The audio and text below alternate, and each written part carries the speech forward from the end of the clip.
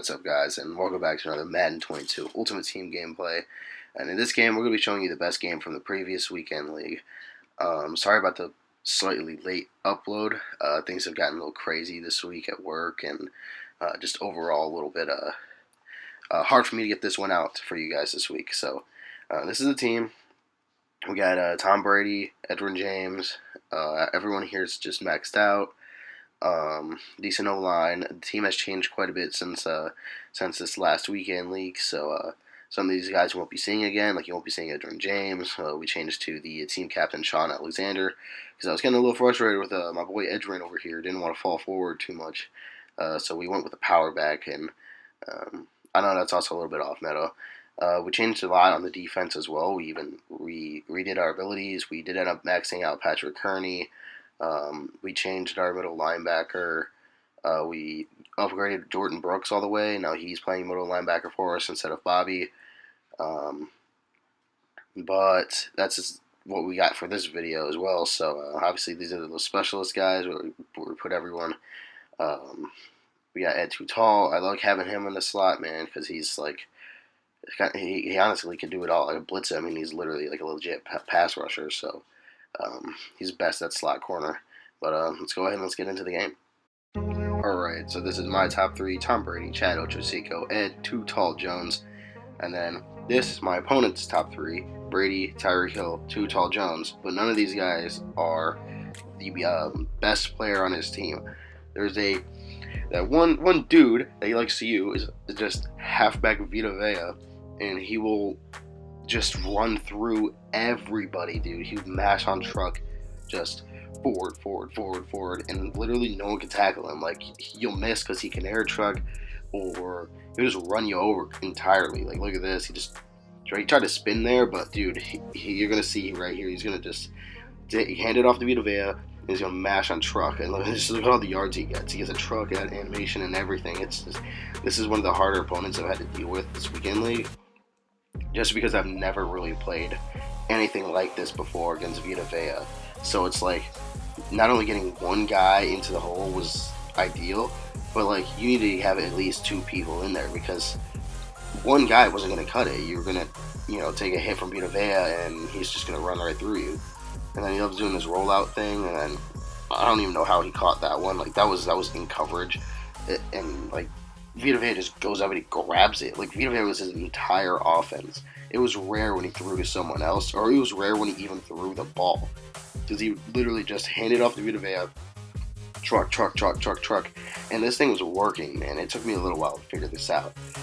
But right here, he's gonna run a play action pass to Vita Vea, and then he's gonna roll out to his right side, which he loves to do. He loves rolling out, chucks it across his body, and I don't get the interception. That was just a poor user by me. I kind of overran the ball there. The very next play, he's going up with a rollout to the right pass again. Nothing's open for him. He chucks it to the sideline. Doesn't get his feet in bounds there, which I hope he didn't. It was not an open pass. Right there, that was actually a pretty good throw. He had a dig behind my backers. I didn't think he would throw that, to be honest, but according to what he was doing the last couple of plays, he just rolled out. But that time, he actually throws a steamer right to the middle of the field.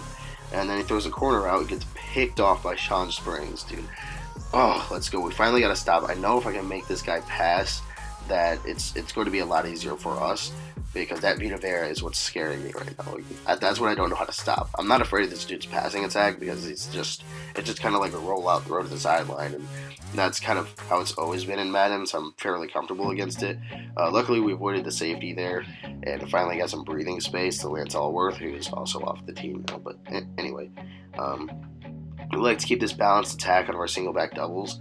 My favorite run of the game is the dive out of the single back doubles, because I can motion all my receivers. I can make it look like any of my passing plays, and then I just run the dive right up the middle. And that's part of the reason we're going to be switching to Sean Alexander, just so I can get that. Fall forward on it more too. And as you can see, I have 2 post-ups and a nasty streak on my interior lineman, so that dive is really good for me. I have no idea how this got intercepted. This kind of got me a little bit tilted at this point, because like, that was a low ball slant that I was even trying to lead downwards. Like, if anything, like I was thinking it was gonna be incomplete, like if I got hit or something, but he acros through my guy, to pick it off, which is very annoying. But right here, he's hitting me in the seams. He's actually passing a little more than I thought he would be. And he knows I'm running cover 3, so that's why I think he's just kind of running verticals right here. He's just throwing it up the seam, up the seam, up the seam. So I definitely have to watch for that. And then he just hands it off to Vita Vea, who's just going to trug everybody and fall forward. And like he's even trying to spin with Vita Vea, and he's not even spinning. It's just breaking tackles, and I find that to be absolutely ridiculous. Like just make him go down, please. So right here, we're going to do a 3rd and goal.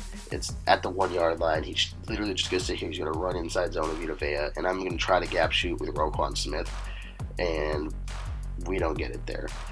The gap shoot is a little bit difficult sometimes, but I get it fairly consistently. But I don't think even if I got that, Vita was just going to fall forward. He's just too big, and he's got bulldozer on him. And then he goes for 2, rolls out to his left immediately, and he gets it with scrambler Tom Brady. So that drive was a pretty hurtful one, I would say, just because the interception, and then he takes it down to go score. I really don't think it should have been picked off. Following the sack, we're just going to run dive with Edgerrin James, trying to get some good yardage back. A lot of people do expect a pass there, so running it is actually fairly good. I got almost 10 yards on it, so 3rd and 10 is a lot more manageable than 3rd and 20. I love this crossing route with the slant, so this is my go-to when I need a chunk play like this. So we're looking to hit Chad Ochocinco on the sideline. Didn't get enough time. He got hit through it, so right here, I'm just too close. I don't think I can stop Vita Vea, and this is one of the few situations where it's like, I think it's better to punt. Maybe chuck it up, arm punt maybe, but like I prefer to have my field position game here. Again, I'm a little more sim than your usual competitive player, so I do punt in a situation in which I should be punting, because otherwise it's not going to be very good for me field position wise. He tries to force a seam up the middle again. But Jimmy Graham, he gets there, he picks it off. This Jimmy Graham card is one of my favorite cards in the game. He is really, really good. We take this one for 6, and we're going to go for 2 to try and tie it here. Look at the pass. No one's open. I go to take off with scrambler Tom Brady, and his Javon Curse just got there like right at the 2 yard line, so that was a little annoying. So we're down 6-8. He's throwing corner routes again. I need to get out of this cover 3, or at least make some adjustments to it, which, don't worry guys, I've been labbing up this defense. We're getting a little better. Just to try and mix it up. We're going to be playing a hard bend, don't break usually. I'm not going to be blitzing too much. I do have a couple of blitzes I do like to run, maybe on like a 3rd and long, or a 2nd down and short situation. Just because a lot of players do like run play action on 2nd down, which is good. Again, he's chucking seams, and like that one was super late, but it was still underneath my deep 3rd. So right here, I switch over to my cover 2 look in the red zone, but my vert hook doesn't get there in time, and then he throws a seam again. And then he's just going to pound it up the middle here with Vita Vea, but not a lot of time left. He needs to keep an eye on the clock, and now he has no timeouts. So he's going to try to take off with scramble with Tom Brady. He gets tackled inbounds, and he's not going to be able to get a playoff. So we do end up getting the stop before half. We go into halftime, 8-6, and we get the ball. So that was a very fortunate situation for us because I did not need it to give up points there. We hit him with a 1-play touchdown over here to Lance Allworth, but he just barely makes a tackle at the 9 yard line. He also was running pretty much just stock cover 3, which makes sense. It's a pretty decent coverage, but at the same time, like you got to be able to defend against the 1-play touchdowns, defend against the sideline stuff or the seams and stuff like that, which I also knew, and he was also doing it to me. So I was kind of giving him a taste of his own medicine. So I just kept on throwing seams. I kept on throwing the crossing routes. I kept throwing over his flats, and then I hit him with the 1-play bomb occasionally. I like the bomb, but sometimes it's a little hard to get. It's a little bit difficult because you don't know if here he blitzes 5, I don't know, and then I have this really bad habit of just running backwards with Tom Brady, and I forced this one. I thought maybe I could squeeze it to the hitch, but I'm running backwards, almost 15 yards downfield, chuck it off my back foot, and I throw a pick 6. So this game isn't looking very good for us right now, and he's going to go for 2 again, hands it off to Vita Vea, and he gets it. No one even touched him. That was such an easy score for him to go up 16-6 on me. So now he's up 2 scores. So this is not looking too good for us. We're going to continue to use our balanced attack. I don't want him to just sit there and run drop coverage expecting me to pass on every play. I do like to consider myself a pass-first player. I enjoy passing the ball in this game. But again, my terrible habit of backing up and backing up and backing up with Tom Brady, I'm just getting sacked, and I'm like training myself to stop doing this because I just don't know why I do it, man. It's like, I think it's something to do with me being in single back, because I know I don't do this in gun a lot, but in single back, I don't know, I just feel like the need to just back up, back up, back up. But right there on that crossing route, we did take a scary hit, fumbled the football, but luckily it's on the sideline, so yardage stands. Just a little bit of a scare there. We need to watch Ochocinco's fatigue. Try not to force it to him too much. I do love throwing to him because he is a nice slot guy. I think again we're going to be going with the slant flat here, the dig in the backside. Again, I'm just continuing to drop back and drop back and drop back. I don't trust my alignment. I don't. But definitely working on it. Right there, we stay in the pocket. We throw the one-play touchdown to DK Metcalf. That's a lot better look to be passing the ball.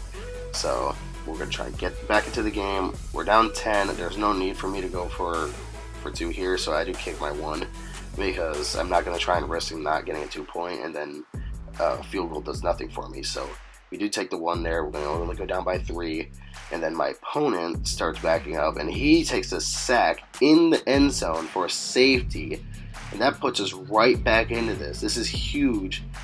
So now we're only down 1 point, and we have the ball. So my opponent makes a huge mistake there, just trying to scramble, roll out to his right side. Like the whole game, there's this theme of me dropping back too much with Tom Brady over and over and over again. My opponent finally does it himself, but this time it cost him big time with a safety.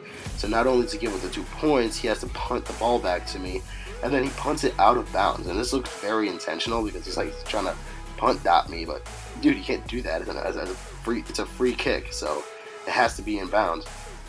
So right here, we're pretty much in field goal range, so I'm not going to do anything too crazy. I'm going to keep running the ball. I'm going to take my yards. I'm going to try to shoot the clock on them. Whatever I can do to try and take the lead late in the 4th. So again, motion, dive again, and we're just going to take the score here. Dude, no one touches me. I'm sure he was playing over the pass the whole way there with the motion and everything. That's why I love that so much. So we're hit right up the middle with Edgerrin James. I actually should have gone for 2 here, but I, for some reason, opted to go for 1. You're going to see me look through my playbook here a little bit, but I don't know why I didn't go for 2 here, because that would have made a 7-point game.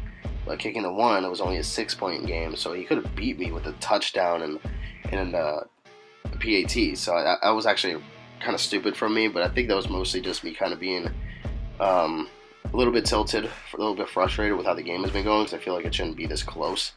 And it really shouldn't be. I'm just doing a really poor job on my offensive end, but right here he's going to get into this 2-minute drill.